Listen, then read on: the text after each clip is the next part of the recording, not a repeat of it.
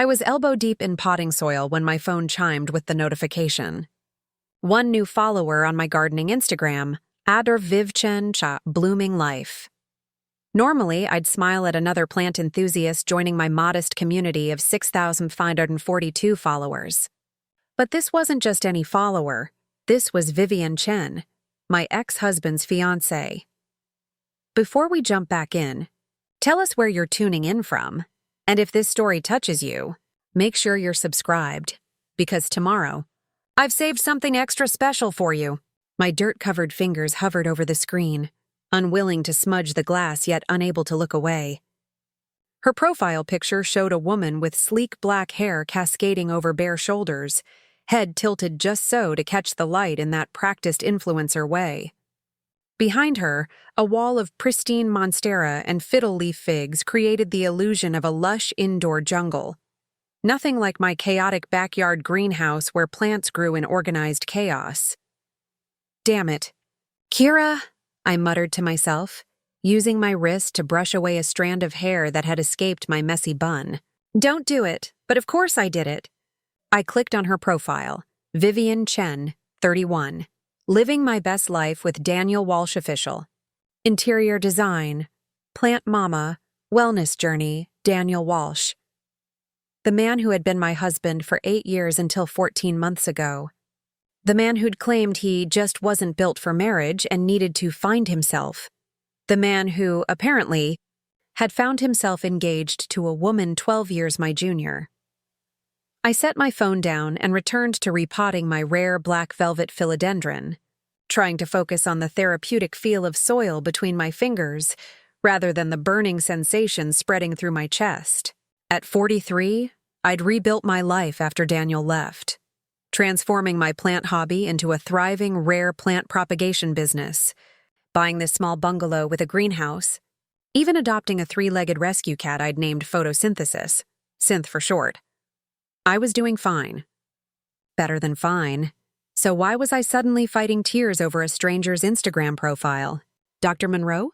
I looked up to see Zach, my part-time assistant, standing in the greenhouse doorway, his lanky frame silhouetted against the afternoon sun. At 19, he was my best employee, a botany major at the local university who worked for me between classes. Your 2 o'clock consultation is here. The woman from the pediatric ward? About the healing garden? I nodded, brushing soil from my hands. Thanks, Zach. Tell her I'll be right there. After he left, I glanced back at my phone, Vivienne's perfect face still glowing on the screen. With a decisive swipe, I blocked her account, then washed my hands in the utility sink, watching the dark soil swirl down the drain. Not my circus. Not my monkeys anymore, I reminded myself. 3 days later, I was in the middle of a plant delivery to Heartland Memorial Hospital when I saw them, Daniel and Vivienne, emerging from the East Wing entrance, their heads bent close together. She was wearing a crisp white lab coat over designer jeans, her glossy hair pulled back in a neat ponytail, somehow looking impossibly put together despite the hospital setting. Daniel, in his usual expensive charcoal suit, had his hand placed possessively on her lower back, guiding her toward the parking lot. I ducked behind my delivery van, nearly dropping the tray of air-purifying plants I was carrying. Dr. Monroe? Is everything okay? Dr. Patel, the pediatric ward director who had commissioned our healing garden project, appeared beside me, concern etched on her face. Fine, I managed, straightening up. Just thought I saw someone I knew. Dr. Patel followed my gaze to the retreating couple. Oh, Dr. Chen and her fiancé. Do you know them? The world tilted slightly. Dr. Chen? Vivienne Chen. She's our new pediatric psychiatrist. Brilliant woman, specialized in trauma therapy for children. We're lucky to have recruited her from Boston Children's. Of course Daniel's new fiancé would be not just beautiful and young, but also a pediatric psychiatrist at the very hospital where I was installing a healing garden. The universe had a sick sense of humor. The ex-husband, I said flatly, nodding toward Daniel's back. Dr. Patel's eyes widened in recognition. Oh, I'm so sorry. I had no idea. Preparing and narrating this story took us a lot of time, so if you are enjoying it, like this video, it means a lot to us. Now back to the story, I shrugged, attempting nonchalance. Ancient history. But as I watched them walk to Daniel's familiar Tesla, the one we'd purchased together during happier times, I felt anything but nonchalant. The sight of them together, in my space at my project site, ignited something hot and uncomfortable in my chest. I turned back to Dr. Patel, forcing a smile. Let's see where these plants will go, shall we? I managed to avoid them for another week. Then came the hospital board's quarterly gala, a fundraising event I couldn't skip since my healing garden project depended on donors who would be attending. I'd been invited as a special guest to speak about the therapeutic benefits of green spaces in healthcare, environments. The Grand Meridian Hotel ballroom sparkled with crystal chandeliers and the jewelry of Providence's elite. I wore my one good dress, a deep emerald number that brought out the green in my hazel eyes and, thankfully, still fit despite the stress baking I'd done after Daniel left. I was mid-conversation with a potential donor when I felt it, that prickling awareness that tells you you're being watched. I turned, glass of sparkling water in hand, and there they were.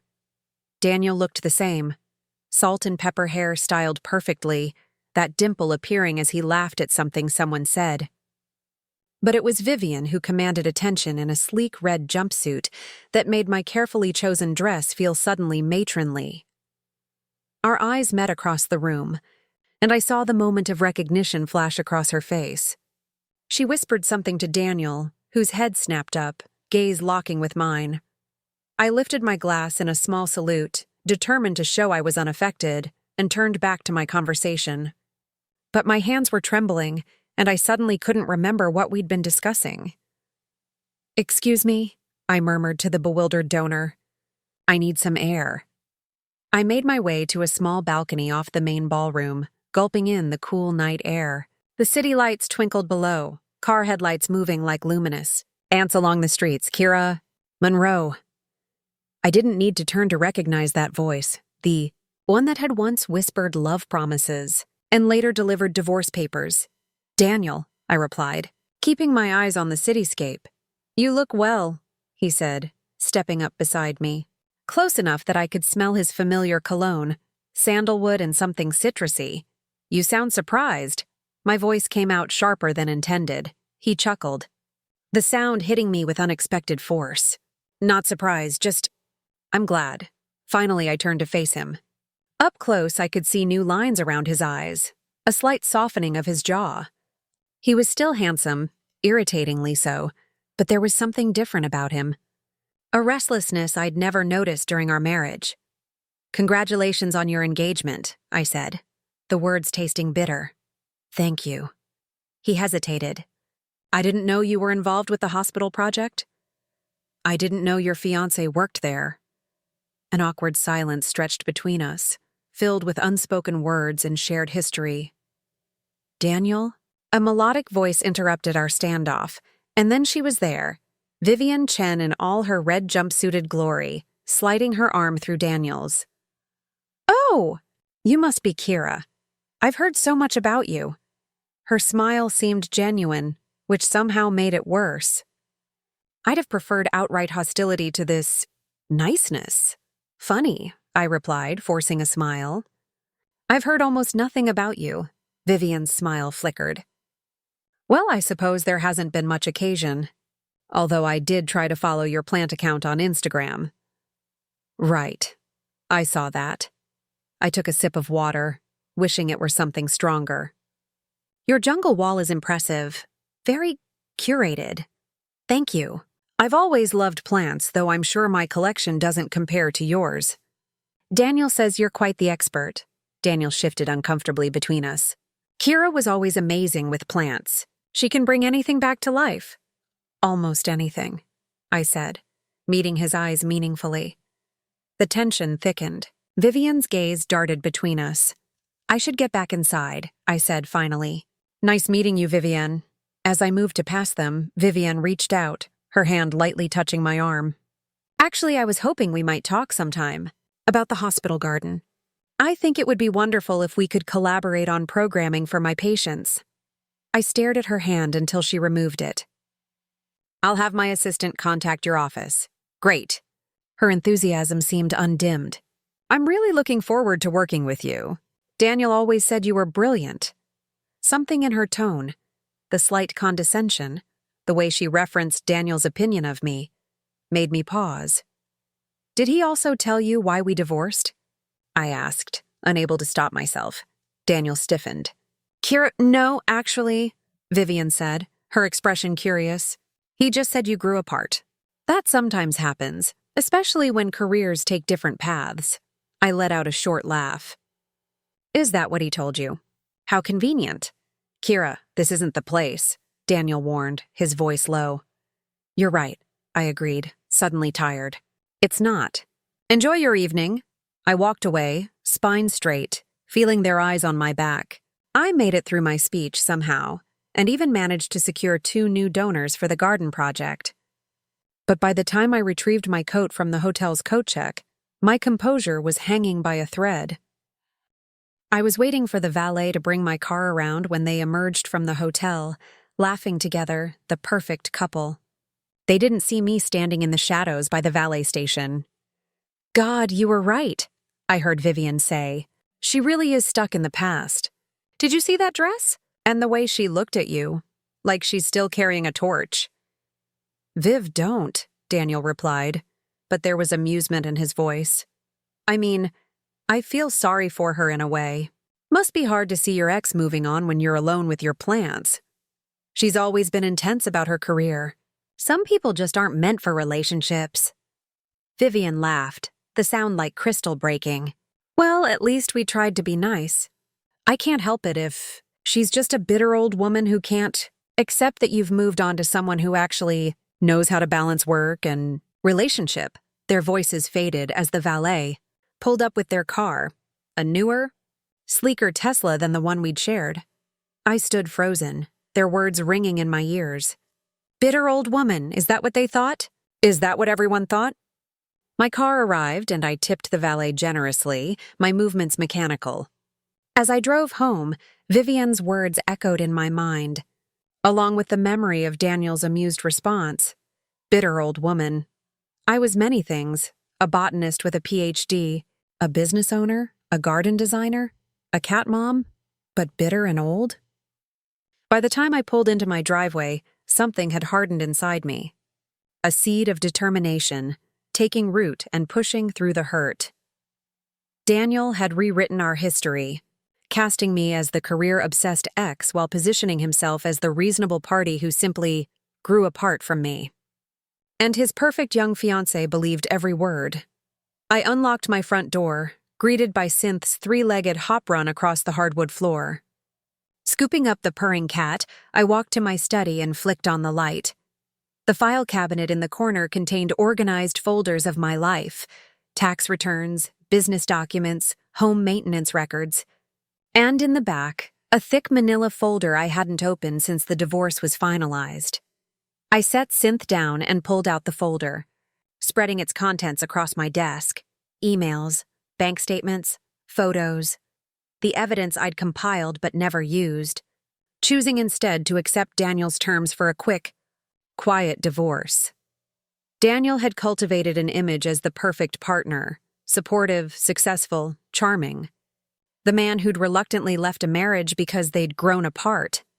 But the truth was far uglier. And if his new fiancée wanted to call me a bitter old woman, well, perhaps it was time she learned exactly what had made me bitter. I picked up my phone and opened my contacts, scrolling to a name I hadn't called in over a year. Margot? It's Kira. I need your help with something. Margot Harrison, my former college roommate and now a private investigator, answered immediately. Kira Monroe. About damn time you called me. What's going on? I took a deep breath, looking at the evidence spread before me. I need to know everything about Vivienne Chen, and I need to find out if Daniel is doing to her what he did to me. The ex? I thought you were done with that chapter. So did I said, fingering a particularly damning bank statement. But it seems the chapter isn't done with me. As I filled Margot in on the evening's events, I felt something shift inside me. Not bitterness, but resolve. Daniel had stolen years of my life with his lies. I wouldn't let him do the same to another woman, even one who'd insulted me, or perhaps especially one who'd insulted me. By the time I hung up with Margot, the first tendrils of a plan were forming. I would need to be careful, strategic. I couldn't just blurt out accusations. I needed concrete proof that his behavior was continuing. And I needed Vivienne to be receptive to hearing it. I glanced at my watch, nearly midnight. Tomorrow I would begin the process of untangling the web of lies Daniel had woven. Not out of bitterness or revenge, but because sometimes the truth, like certain plants, needs to be pruned back harshly to grow properly. As I prepared for bed, I caught my reflection in the bathroom mirror. The woman staring back at me didn't look bitter or old. She looked determined. Daniel had always underestimated me. It was time to show him, and his fiancée, exactly how dangerous that could be. The next morning, I woke with purpose.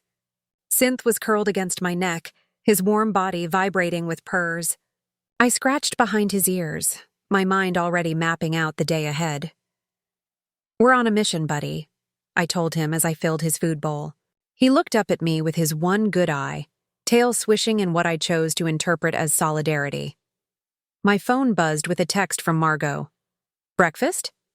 We should talk in person." An hour later, we were seated at Groundwork Cafe, a small place 6 blocks from my house known for strong coffee and discretion. The owner, Eliza, had been through her own messy divorce and understood the value of a private corner booth. Margot hadn't changed, still rocking her signature platinum pixie cut and sharp eyes that missed nothing. She slid a tablet across the table before I could even greet her properly. "Your ex's fiancé is interesting," she said, tapping the screen to life. Vivienne Chen, 31. Born in San Francisco to parents who own a chain of high-end Chinese restaurants. Stanford undergrad, Harvard Medical. Completed her residency at Boston Children's 2 years ago. Moved here 8 months ago for the position at Heartland. I sipped my coffee. So her credentials check out, impeccably. She's published in several journals, volunteers with refugee children, runs half marathons for charity. Margot's mouth quirked. On paper, she's practically perfect. And off paper. That's where it gets interesting. She swiped to a new screen. She's been engaged once before. To this man. The photo showed a handsome Asian man in a suit, arm around a younger Vivienne at what appeared to be a medical conference. Dr. James Liang, neurosurgeon at Mass General. They were engaged for 14 months before she broke it off suddenly. No public explanation, but I have a contact at Boston Children's who says there were rumors of financial impropriety. I frowned. What kind? The kind where money goes missing. Margot swiped again. Nothing was ever proven and Liang still has his practice. But around the time of their breakup, Vivienne sold her condo in Boston at a loss and liquidated a significant investment portfolio. The implications hung between us. You think he took her money? Margot shrugged. Or she got out of something bad and was willing to pay for her freedom. Either way, she moved across the country shortly after, which suggests she was running from something. I processed this information, trying to fit it into the puzzle of the confident woman I'd met last night. Does she know about Daniel's habits? That's the million-dollar question, isn't it? Margot took a long sip of her espresso. I haven't found any red flags in their financial entanglements yet. They bought a condo together 6 months ago, but her name is primary on the deed. She makes more than he does now, with her hospital position. This surprised me. When we were married, Daniel had always been particular about making more than me. It had been a point of tension when my business started taking off. That doesn't sound like Daniel. People change. Margot's tone made it clear she didn't believe that for a minute. Not Daniel, I said. Not about money. Well, there's something else. She pulled out her phone, typing quickly. The board gala last night? Not the first time they've been there. 3 months ago, they attended a similar function at the Grand Meridian. Look. She showed me a society page photo. Daniel and Vivienne. All smiles, under the headline, Hospital welcomes new psychiatric team. Nothing unusual. Except the watch, I said, zooming in on Daniel's wrist. That's an Audemars Piguet. At least $40,000. Margot nodded. And not one he owned when you were married, I'm guessing? Definitely not. A familiar sickness swirled in my stomach. We had a joint account for years. I would have noticed that purchase. Well, he's wearing it again in photos from last month's charity golf tournament. And last night. I handed back her phone, mind racing. Daniel had always loved luxury watches, but had restricted himself to more modest brands during our marriage, claiming we needed to be financially responsible. Where had the money for an Audemars come from? Vivienne's family is wealthy, I pointed out. Could be a gift. Could be. Margot didn't sound convinced. Or it could be that your ex is up to his old tricks. Either way, you need more than suspicions if you're going to approach her. She was right. Daniel was charming and persuasive. It had taken me years to realize what he was doing with our finances. And even then, I'd blamed myself for not paying closer attention. If I went to Vivienne with half-formed accusations, I'd look exactly like what she already thought I was, a bitter ex-wife. I need access to their finances somehow, I mused. Or evidence that he's lying to her. Margot's expression turned serious. Be careful, Kira. This isn't just about exposing him anymore. You're potentially inserting yourself between two people about to get married. Even if you're right about everything, she might not thank you for it. I know. I stared into my coffee cup. But I wish someone had warned me about him. Before it was too late. Later that afternoon, I arrived at Heartland Memorial for my scheduled meeting with the construction manager for the healing garden. As I walked through the pediatric ward, I kept my eyes peeled for Vivienne, equal parts hoping to see and avoid her. Instead, I ran directly into Daniel. He was emerging from a private room, scrolling through his phone, and nearly collided with me. Kira! He steadied me with a hand on my arm, then quickly withdrew it. What are you doing here? My job, I replied, gesturing to the tablet in my arms with the garden plans displayed. What are you doing in a pediatric ward? Scouting new business? Daniel was a wealth manager for high-net-worth individuals, a job that had always kept him traveling and networking at all hours. He straightened his already perfect tie. Visiting Viv for lunch, if you must know. How sweet. I made to move past him, but he stepped into my path. About last night, he began. Forgotten already. No, I want to apologize. For Vivienne's enthusiasm. She's been curious about you, and sometimes she comes on too strong. The irony of Daniel apologizing for someone else's social misstep almost made me laugh. It's fine, I said. We're all adults here, are we? His blue eyes searched mine. Because it felt like you were about to air our dirty laundry in front of half the hospital board. I smiled tightly. If I were going to air our dirty laundry, Daniel, you'd know it. Trust me. Something flickered across his face. Not quite fear, but close enough to be satisfying. What's that supposed to mean? It means I've moved on, just like you have. But unlike you, I don't need to rewrite history to do it. Before he could respond, the door behind him opened, and Vivienne emerged, white coat impeccable, tablet in hand.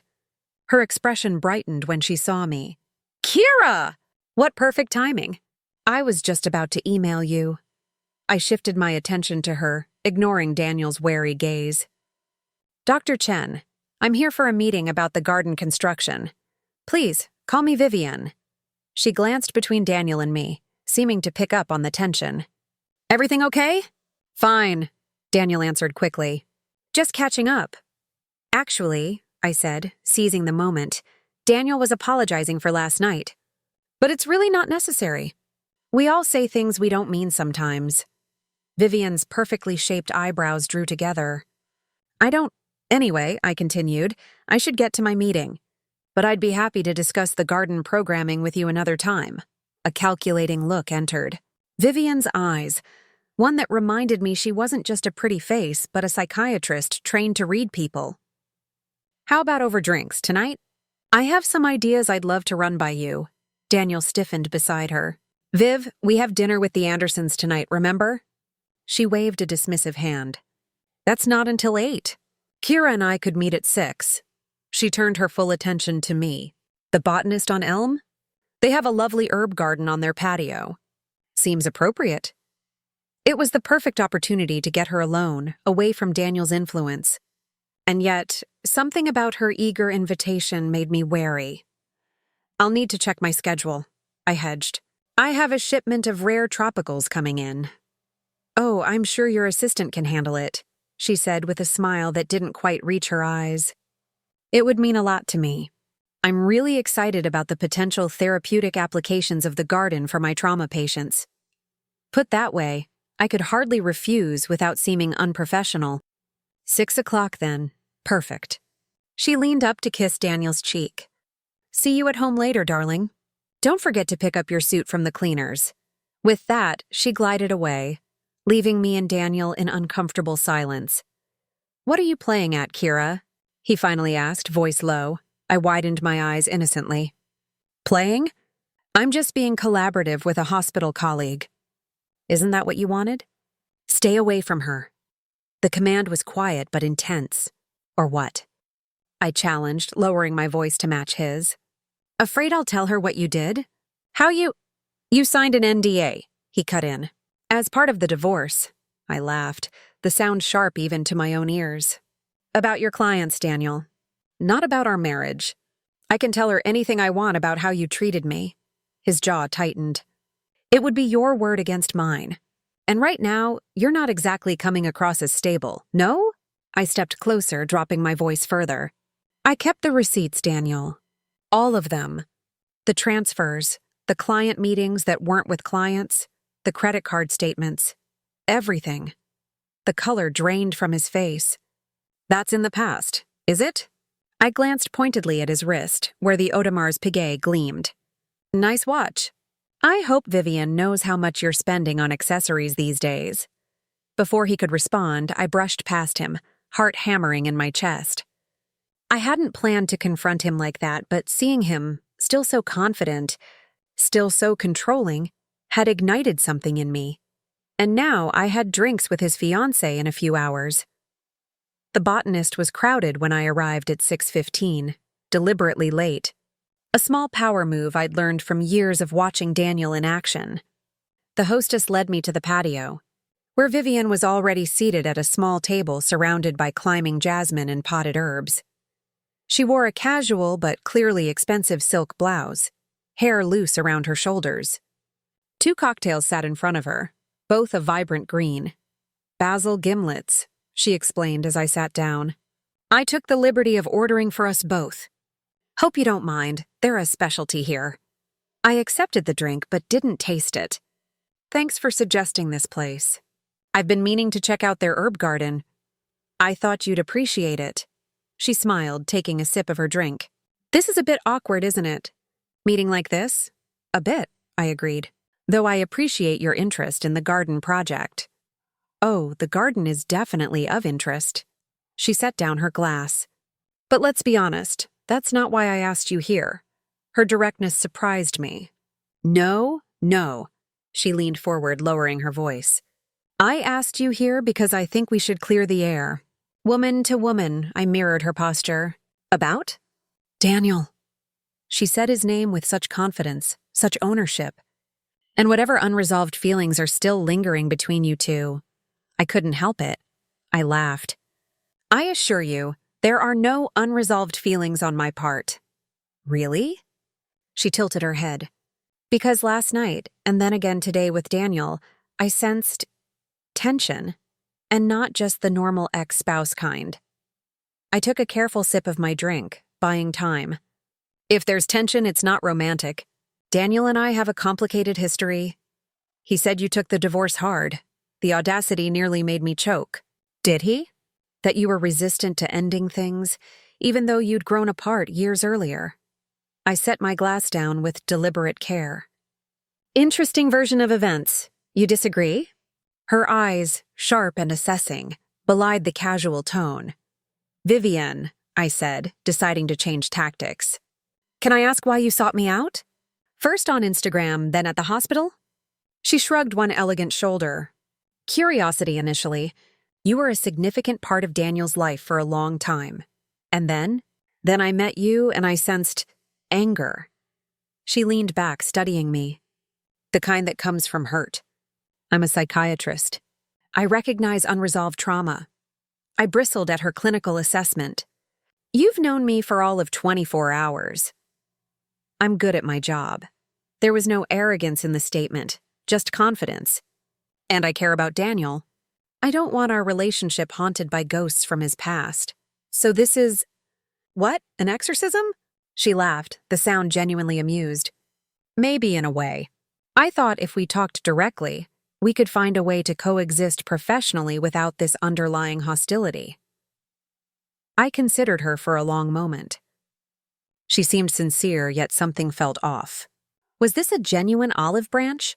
Or was she fishing for information? What exactly did Daniel tell you about our divorce?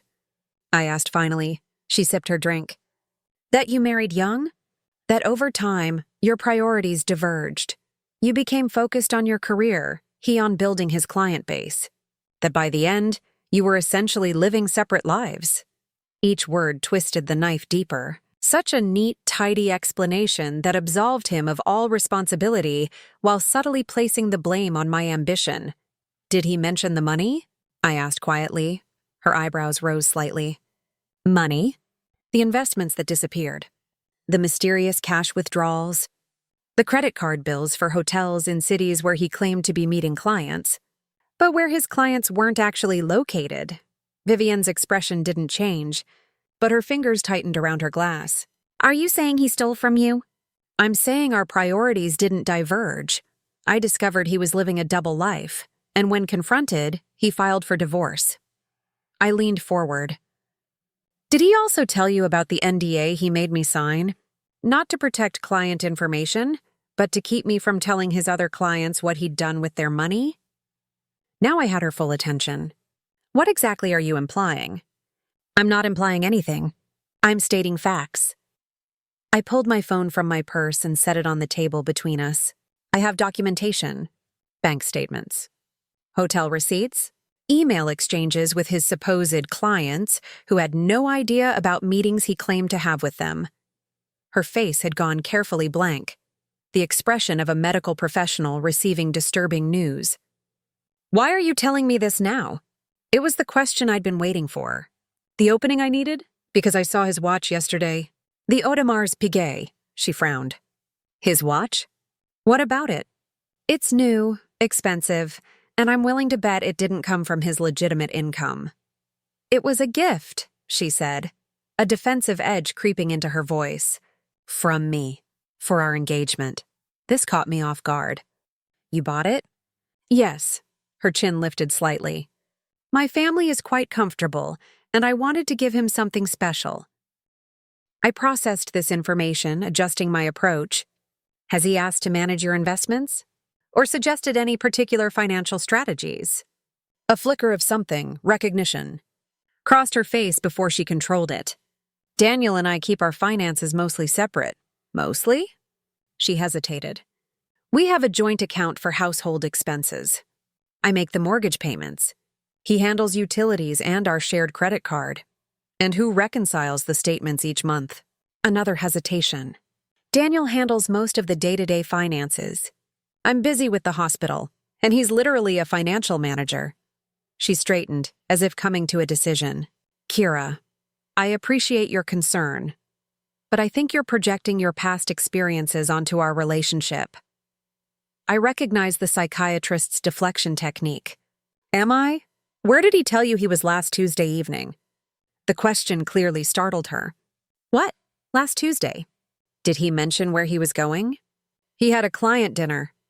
Her response was automatic, but I caught the slight uncertainty in her eyes. With whom? I don't know. He doesn't share client names with me. Confidentiality. Of course, I nodded. And the Tuesday before that? Her eyes narrowed. Why are you asking about specific dates? I ignored the question. Has he been working late more often recently? Taking calls in another room? Changed his phone password? A flash of anger crossed her face. You're following him. No, I said calmly. But I recognize the patterns, Vivienne. I lived with them for 8 years. She stood abruptly, gathering her purse. I think this conversation has gone far enough. I came here hoping we could find a way to work together professionally, not to listen to accusations against my fiancé based on your unresolved resentment. I remained seated, looking up at her. Check your joint credit card statement for last Tuesday. The Four Seasons Hotel Bar, 8:42 p.m. 2 people, not a group. Check the months before that. Same pattern. Different hotels. You're stalking him, she accused, voice rising enough that nearby diners glanced our way. I'm trying to help you. I met her gaze steadily. Because no one helped me until it was too late. I don't need your help. She tossed bills on the table to cover our drinks. Daniel was right. You never got over him. And now you're trying to sabotage our relationship. As she turned to leave, I called after her. Bitter old women sometimes have valuable lessons to share. Dr. Chen, if you ever want to hear mine, you know where to find me. She paused briefly, back stiffening, then walked away without another word. I remained at the table, heart pounding. That had not gone as planned. I'd pushed too hard, too fast, and now she'd retreated behind a wall of defensive loyalty to Daniel. But I'd planted the seed. And seeds, as I knew better than most, only needed time and the right conditions to grow. I picked up my phone and texted Margot. Meeting didn't go well. She's not ready to hear it. Time for Plan B. Margot's response came seconds later. Already on it. Meet at your place in an hour? I finished my basil gimlet, the herb's brightness now tasting bitter on my tongue, and headed home, mentally shifting from gardener to detective. If Vivienne wouldn't listen to words, perhaps she'd be more receptive to irrefutable evidence. By the time Margot arrived at my house, I had changed into comfortable clothes and was aggressively repotting an overgrown monstera, a task that always helped me think. That plant looks like it's being interrogated, Margot observed, dropping her laptop bag on my kitchen counter. I wiped soil from my hands. I may have been a bit rough with it. Save that energy. She pulled out her laptop and a small flash drive. We're going to need it. Your ex has been busy. I poured us both glasses of wine as Margot set up her equipment. Synth hopped onto the counter to investigate, and she absently scratched his head while typing. I've been tracking Daniel's movements for the past 3 weeks, she explained. Initially just as background for you, but when you mentioned the watch, I dug deeper. She turned the screen toward me. A spreadsheet displayed dates, times, and locations. Daniel has a pattern. Every Tuesday and Thursday, he leaves his office around 6:30 p.m. Tuesdays, he goes to hotel bars, rotating between the Four Seasons, the Ritz, and the Grand Meridian. Thursdays, he visits a condo in Riverside Heights. The building on Olmsted Avenue? I asked, recognition dawning. The luxury one with the rooftop pool? Margot nodded. Unit 1214, registered to a shell company called Mercer Holdings, LLC. My stomach dropped.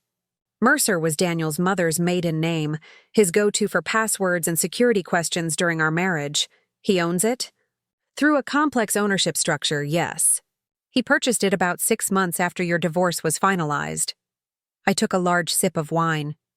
Who does he meet there? Margot pulled up a series of photos, surveillance shots taken with a long-range lens. They showed Daniel entering the building, sometimes alone, sometimes with a blonde woman I didn't recognize. Her name is Rebecca Simmons. She's 29, works as a pharmaceutical sales rep, and has been seen with Daniel at least 14 times in the past 3 months. The revelation should have hurt, but instead I felt a strange detachment. He's cheating on Vivienne. It appears so. Margot's voice was gentle. I'm sorry, Kira. I shook my head. Don't be. I suspected as much. Daniel can't help himself. He needs constant validation, new conquests. There's more. She clicked to another file. I looked into that joint account Vivienne mentioned. They opened it 8 months ago when they moved in together. She deposits her full hospital salary into it, around $18,000 monthly after taxes. He contributes about $8,000. Care to guess what the current balance is? Knowing Daniel? Not much. $3,276.40. Margot let that sink in. despite combined deposits of over $200,000 in 8 months. I whistled low. That's quite a burn rate. Mortgage and utilities wouldn't account for that much. Exactly. And here's where it gets interesting. She clicked to another screen. I traced some of the withdrawals. Besides normal living expenses, there are regular transfers to another account, one controlled solely by Daniel. And from there, money moves to Mercer Holdings LLC, ostensibly for property management. He's using her money to maintain his love nest, I said flatly, and buying gifts for Rebecca. Look at these credit card charges. She pointed to several transactions from high-end jewelry stores and boutiques. None of these items have been seen with Vivienne. I pushed away from the table, pacing my small kitchen. So he's doing exactly what he did with me, using her income to fund his double life while pretending to be the perfect partner. With one key difference, Margot noted. Vivienne makes significantly more than you did during your marriage. The potential damage is greater. I stopped pacing. She won't believe me without proof. She already thinks I'm stalking him out of bitterness. Which is why I brought this. Margot held up the flash drive. Everything I've shown you, plus recordings from the condo. Daniel wasn't careful about the building's security system. Standard cameras in the hallways that feed to a cloud server with laughable encryption. That's legally questionable, I said carefully. Margot shrugged. I didn't hack anything. I befriended the night security guard. He's very helpful when pretty women ask questions. I took the flash drive, weighing it in my palm. Even with this, she might not believe me. Or worse, she might confront him and he'll convince her it's all fabricated. Then we need to catch him in the act. Margot closed her laptop. Give her evidence she can't deny. The question is how to do that without coming across as the bitter ex-wife. I thought for a moment, an idea forming. The hospital fundraiser was just the first event of the season. There's a major donor dinner next Saturday at the Four Seasons. As the garden designer, I've been invited. Will Daniel and Vivienne be there? Almost certainly. It's for the pediatric wings expansion, her department. Margot smiled slowly. And coincidentally, the Four Seasons is one of Daniel's Tuesday haunts. I wonder if his friend Rebecca might be meeting him at the bar that night, unaware there's a hospital event in the ballroom. That would be quite unfortunate timing, I agreed. A plan crystallizing. Especially if someone anonymously invited Vivienne to the bar for a surprise from her fiancé. Risky, Margot cautioned. If it backfires, you'll look exactly like what she accused you of being. But if it works, she'll see the truth with her own eyes. I took another sip of wine. And I can be there to make sure she doesn't leave without all the financial information, too. Margot studied me. Are you sure about this, Kira? Once you do this, there's no going back. Daniel will know it was you. I'm sure. I stroked Synth, who had settled in my lap. I'm not doing this out of bitterness or revenge. I'm doing it because someone should have warned me, and no one did. The week passed in a blur of preparation. The donor dinner was black tie, requiring me to invest in a new dress, a midnight blue column with subtle silver threading that caught the light when I moved. I had my hair professionally styled, not out of vanity but strategy. Tonight I couldn't be dismissed as the unkempt plant lady. Meanwhile, Margot confirmed that Daniel had made his usual Tuesday reservation at the Four Seasons bar for 9:30 p.m., conveniently timed for after the main dinner but before the event would end. And according to her sources, Rebecca believed she was meeting him to discuss their future. The night of the dinner arrived with perfect late spring weather, warm but not humid, with a gentle breeze carrying the scent of flowering trees through the city. I arrived early, checked the bar's layout, and slipped an envelope to the maître d' with specific instructions and a generous tip.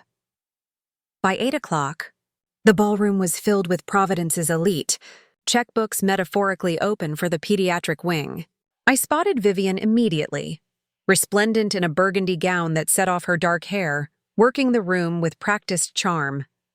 Daniel hovered at her side, the perfect supportive partner in his tailored tuxedo, Audemar's piguet gleaming on his wrist. I kept my distance initially, focusing on my own networking with potential garden donors. But I was acutely aware of their movements around the room.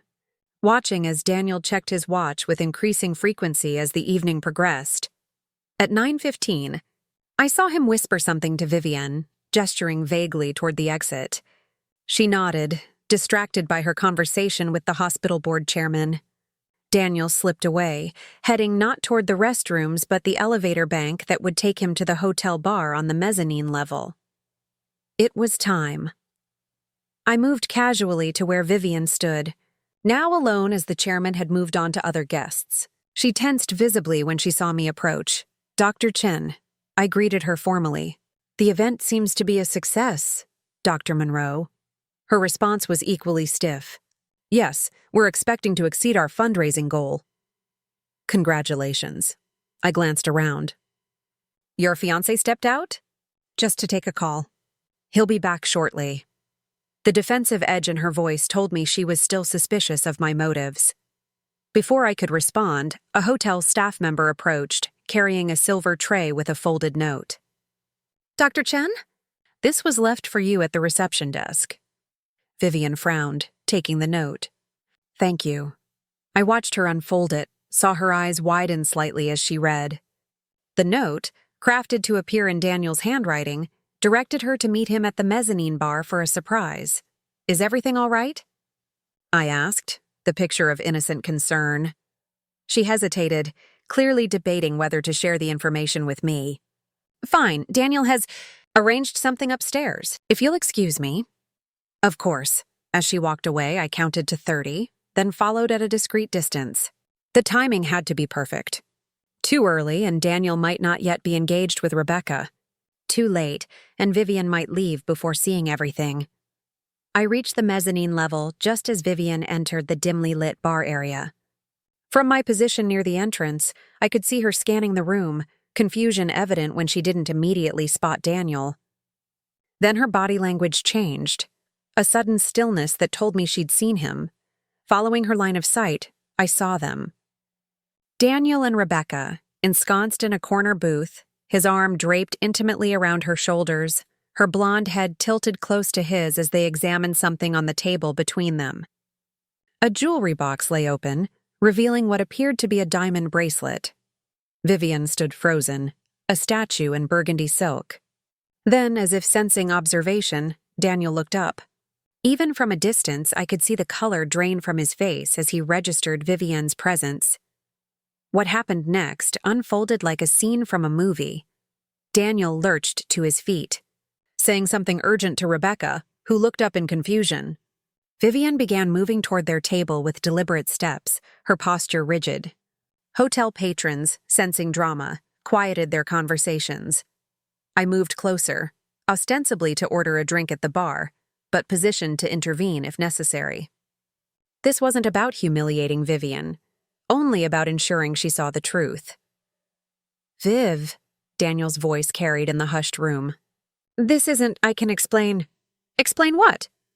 Vivienne's voice was controlled but vibrating with tension. "Who is this woman, Daniel? And why are you giving her jewelry?" Rebecca stood now, looking between them with dawning comprehension. "Daniel, what's going on? Who is she?" "I'm his fiancée," Vivienne answered before Daniel could speak. "And you are?" Rebecca's face hardened. "That's impossible. We've been together for 5 months. He's leaving his ex-wife for me." A collective intake of breath from the onlookers. Daniel's eyes darted around, noting the audience, his practiced charm faltering under the weight of exposure. "Both of you, please." He lowered his voice. "Let's discuss this privately." "No," Vivienne said, her voice suddenly very calm. "I think we should be transparent, since you clearly haven't been." She turned to Rebecca. "I'm not his ex-wife. I was his fiancée. We live together. We're planning a wedding in October." Rebecca's expression shifted from confusion to fury. "You're engaged? You told me you were separated, waiting for the divorce to finalize." Daniel's gaze landed on me standing at the bar, and his eyes narrowed in recognition and fury. "Kira," he growled. "You did this." All eyes turned to me. I shrugged, not denying it. "I simply made sure the truth came to light, Daniel. Something you've been avoiding for a long time?" Vivienne looked between us, comprehension dawning. You knew. About her. Not specifically about Rebecca, I clarified. But I recognized the pattern. It's the same one he followed with me. This is ridiculous, Daniel sputtered. Vivienne, this woman has been stalking me, trying to sabotage our relationship out of jealousy. You said it yourself. She's bitter about our divorce. Vivienne ignored him, addressing me directly. The credit card statements. The hotel charges you mentioned, I nodded. Tuesday nights. Always a different hotel bar.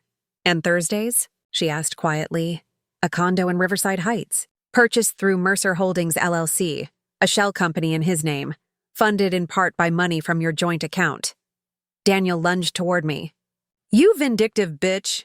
You've been following me? A hotel security officer who had been hovering nearby stepped forward at Daniel's aggressive movement. Sir, I need you to calm down. Rebecca gathered her purse, face flushed with humiliation. You're pathetic, Daniel. Don't contact me again. She pushed past him and strode toward the exit. Vivienne remained, eerily composed despite the public spectacle. She removed her engagement ring, a substantial diamond that caught the bar's subdued lighting, and placed it deliberately on the table beside the bracelet. He'd been giving Rebecca 6 months of my salary, she said, her voice clinically detached.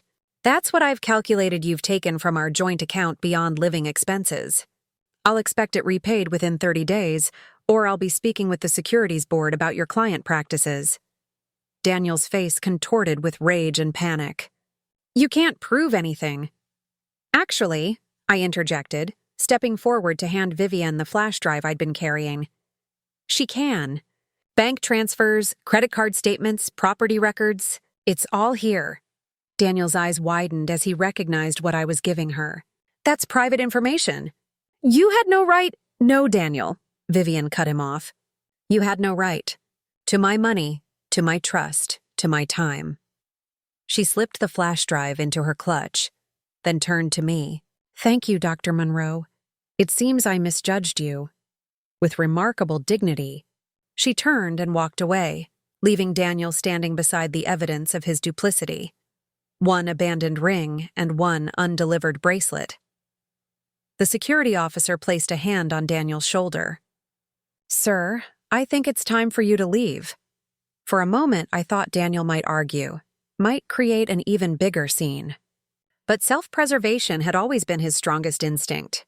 He grabbed the jewelry, shoved it in his pocket, and fixed me with a glare of pure hatred. You'll regret this, he hissed as he passed me. I smiled serenely. I don't think I will. After he left, I sat at the bar and ordered a gin and tonic, suddenly exhausted, but oddly at peace. It wasn't satisfaction I felt, more like the relief that comes with lancing an infected wound.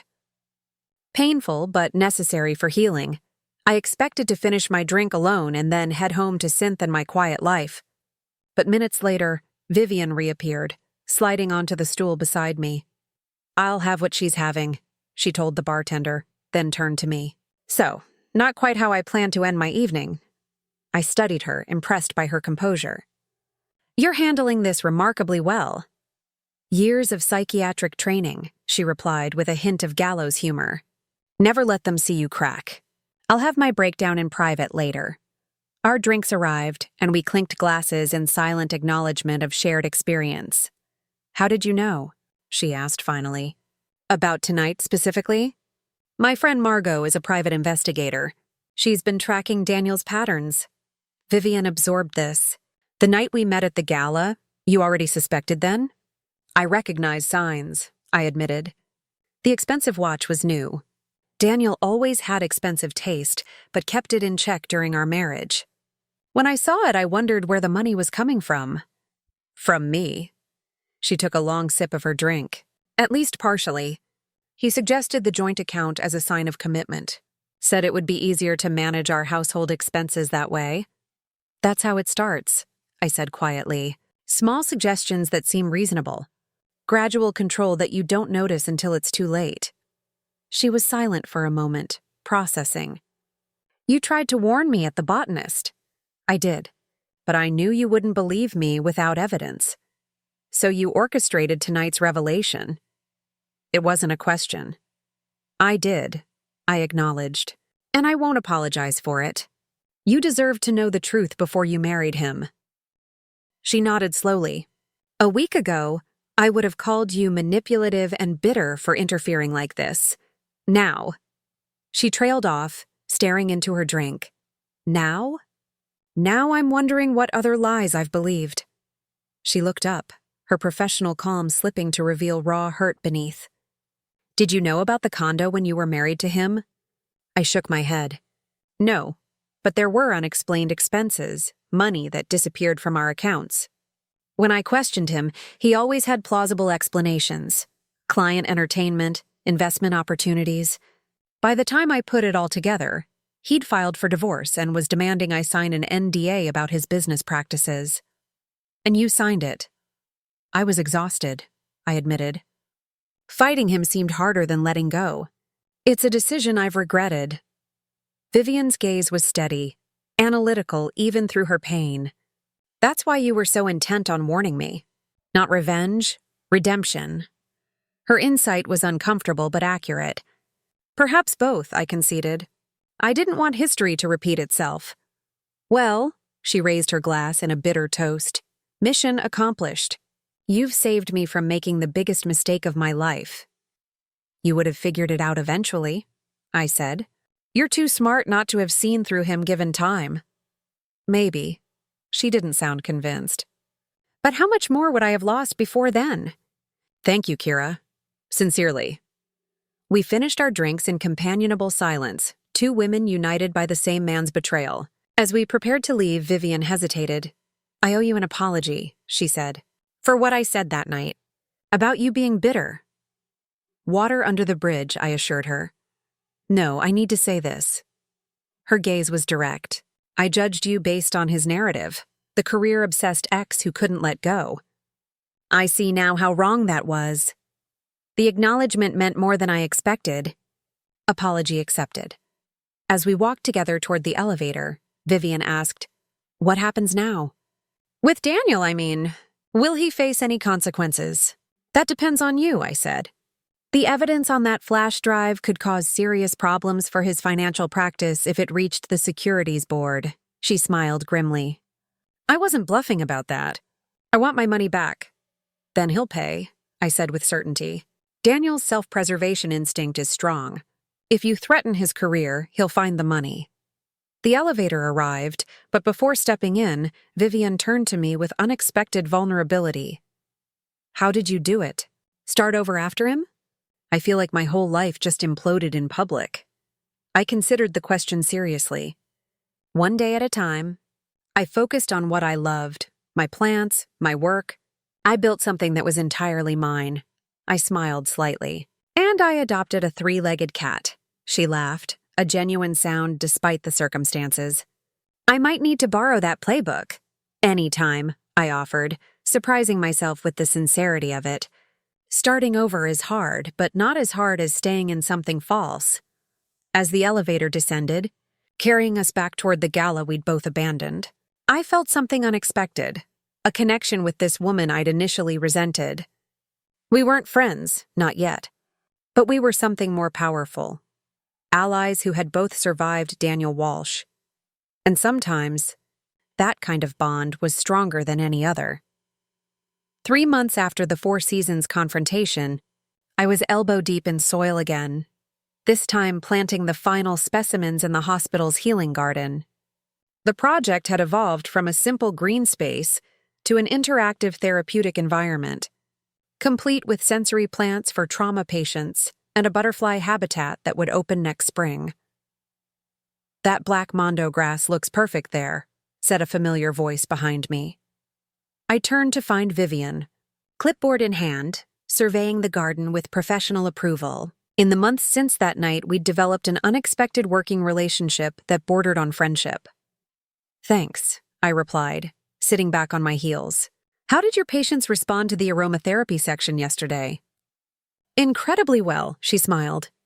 The lavender already helped one of my selective mutism cases engage in tactile therapy. The garden had become our neutral ground, a place where we could rebuild our individual lives while creating something meaningful together.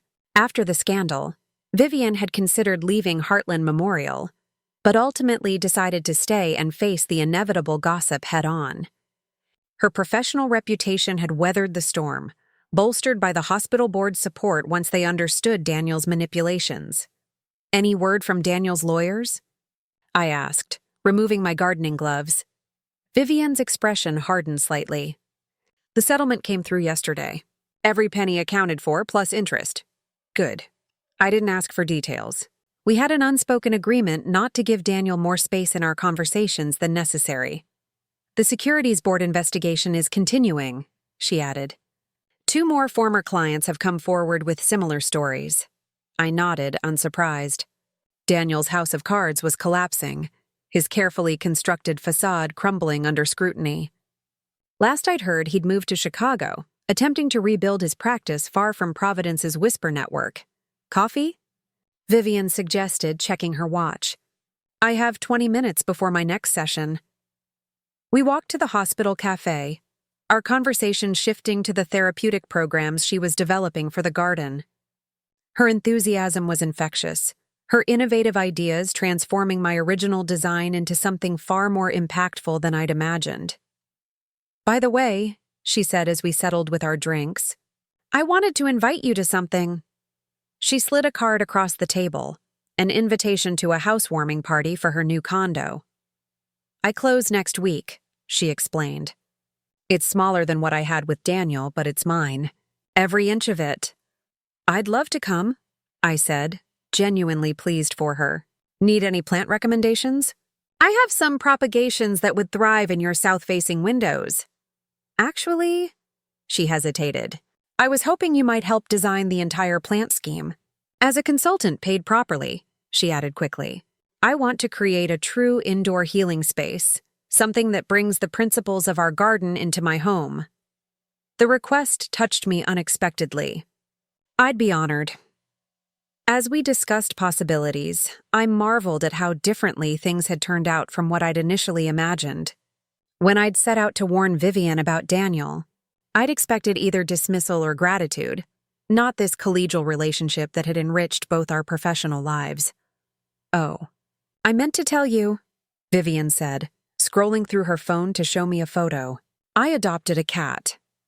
The image showed a gray tabby with one cloudy eye curled on a window seat. "The shelter called her damaged goods," Vivienne explained, her voice softening.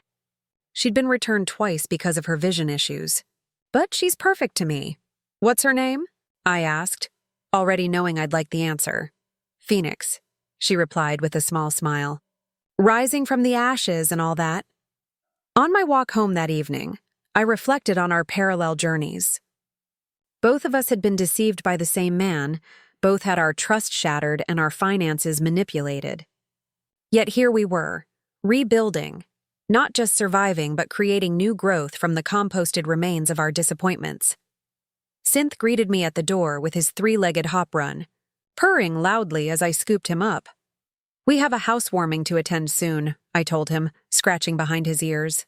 "And I think I'm going to propagate that rare variegated monstera for Vivienne, the one with the dual-colored leaves." It seemed fitting, a plant that embodied resilience and beauty emerging from difficulty. The variegation that collectors prized was actually a genetic challenge the plant had overcome, turning a potential weakness into its most valuable feature. As I settled at my desk to review the quarterly numbers for my business, which had expanded significantly thanks to the publicity from the hospital. "Garden." My phone buzzed with a text from Margot. "Drinks tomorrow? Have news about you-know-who." I smiled, typing back, "Can't. Consulting on a new project." "Tell me next week?" The truth was, I no longer needed to know what Daniel was doing. His hold over my life had finally, completely released. I was neither bitter nor defined by his betrayal. Later that night, as I watered my greenhouse plants under the soft glow of grow lights, I felt a profound sense of peace. The woman Vivienne had once dismissively called bitter had actually been emerging from her cocoon, gathering strength for this new chapter. Sometimes being underestimated is the greatest advantage of all. And sometimes the roots that grow after being severely pruned produce the strongest plants and the most resilient women. Up next, you've got 2 more standout stories right on your screen. If this one hit the mark, you won't want to pass these up. Just click and check them out. And don't forget to like, subscribe, and turn on the notification bell so you don't miss any upload from us.